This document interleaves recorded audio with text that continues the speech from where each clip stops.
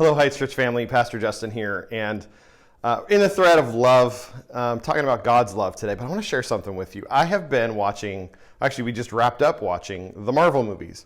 My wife and I are getting ready for a Disneyland trip, and they have a new land called Marvel Land. And for those of you who know me, you're like, oh my gosh, that's so shocking. You guys are going back to Disneyland.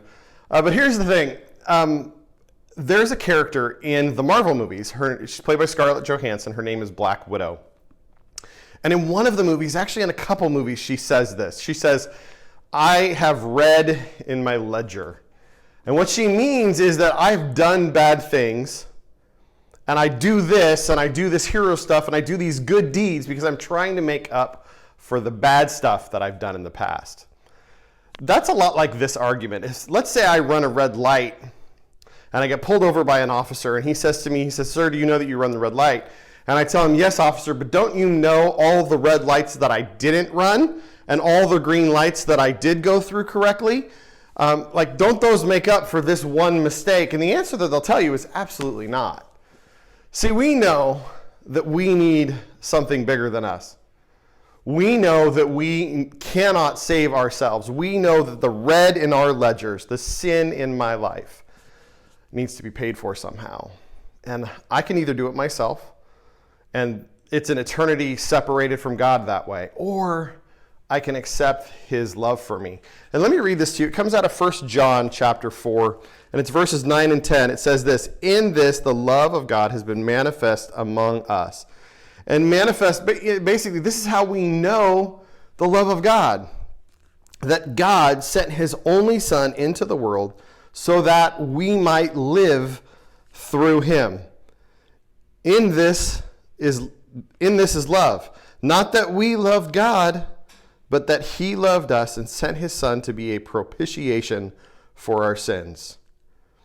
That word propitiation, I know it's a big fat word, but basically it means the complete payment. Like it's the payment for, it's the way to forgiveness. It satisfies God's justice and covers us.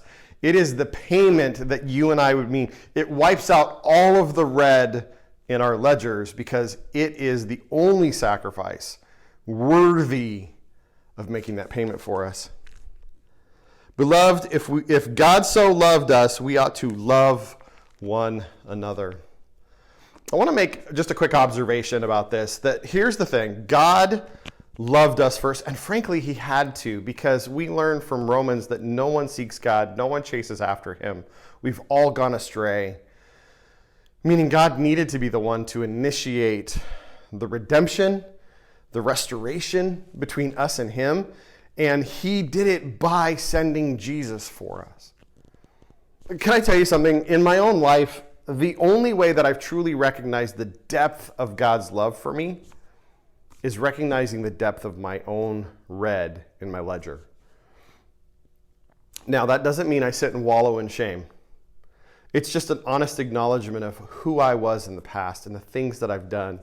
See, because it's not about me against so-and-so. And a lot of times Christians can do that, or people can do that. Let's be honest, people do this. Well, I'm not as bad as so-and-so. I'm not a Jeffrey Dahmer eating people. I'm not a mass murderer. I'm not this or I'm not that. Well, they're not the standard. Perfection and holiness of God is the standard. But I got to tell you, this is how we know he loved us, that he sent his Son for us. And so if you're ever struggling with feeling God's love, you just need to pause and remember how much he paid for you, that his sending of his Son is really the demonstration and the payment for you to wipe out the red out of your ledger. That's how much he loves you. You don't have to earn it. You don't have to strive for it. You don't have to chase after it. You don't have to do all these other good things to try and make up for it. We do it because it flows from us. Because he loved me, I can love in response, and then I can love others in response. So I have to receive God's love first. Well, brothers and sisters, thank you so much for joining me today.